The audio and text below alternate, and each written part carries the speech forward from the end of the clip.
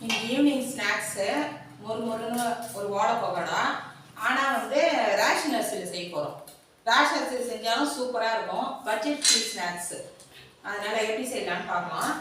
முதல்ல 2 class ration அரிசி எடுத்து அதில் தண்ணி ஊற்றி ஊற வைக்கிறேன்.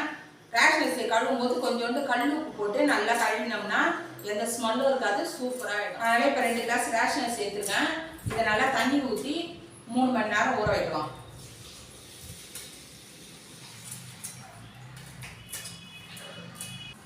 இது அப்படியே 3 மணி நேரம் இருக்கட்டும். அதுக்கப்புறம் மாவு அரைச்சிட்டு ஸ்நாக்ஸ் செய்யலாம்.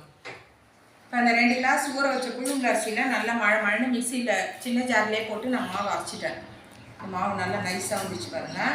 இப்போ இதுக்கு தேவையான பொருள் 1/2 கப்பு அளவுக்கு உடச்சக்கடலை பவுடர், 1/2 கப்பு அளவுக்கு கடலை மாவு. இது 2 தான் இது கூட சேர்க்க போகிறோம்.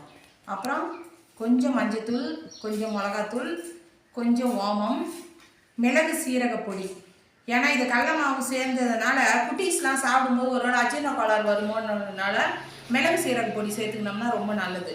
அதுதான். இது கூட கொஞ்சம் பெருங்காயத்தூள், தேவையான அளவுக்கு உப்பு. இந்த ஐட்டம் தான்.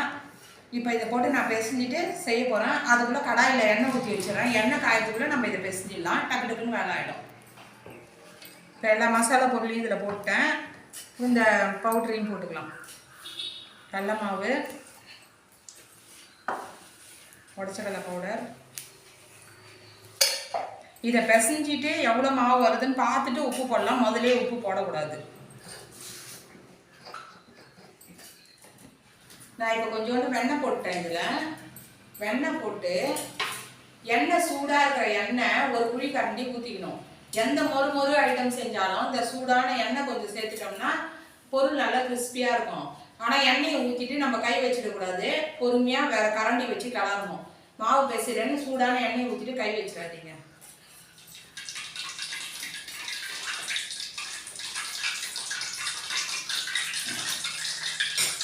கொஞ்சம் தேவையான உப்பு போட்டுக்கணும்.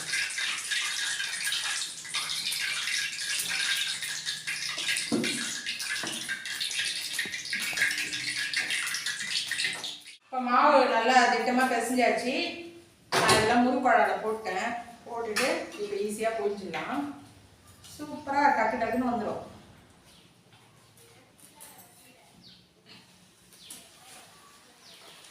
அவ்வளோதான். எண்ணெயில் அப்படியே பூஞ்சி விட்டுற வேண்டியதுதான். முறுக்குக்காவது நம்ம பூஞ்சி ஷேப்லாம் பார்ப்போம். இது ஒன்றும் வேலை இல்லை. அப்படியே முறுக்குழாயில் போட்டோமா, எண்ணெயில் அப்படியே டைரெக்டாக பூஞ்சிட்டோமா, வேலை முடிஞ்சிடும்.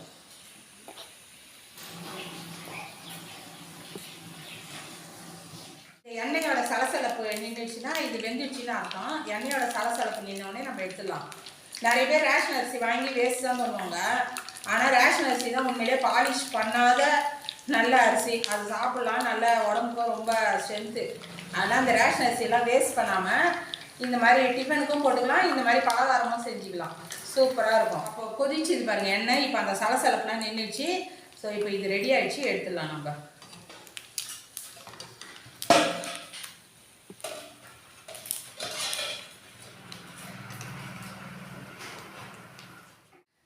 இந்த டக்குன்னு அதான் ஊற வைக்கிற நேரம் மட்டும்தான். மற்றபடி செய்கிறதுல ரொம்ப ஈஸி. அதனால் டேஸ்ட்டாக இருக்கும், சூப்பராக. இனிமேல் எல்லோரும் ரேஷன் அரிசி எல்லாம் வேஸ்ட் பண்ணாமல் இந்த மாதிரி ஸ்நாக்ஸ் செஞ்சு சாப்பிடுங்க. குட்டீஸ்க்கு ரொம்ப பிடிக்கும்.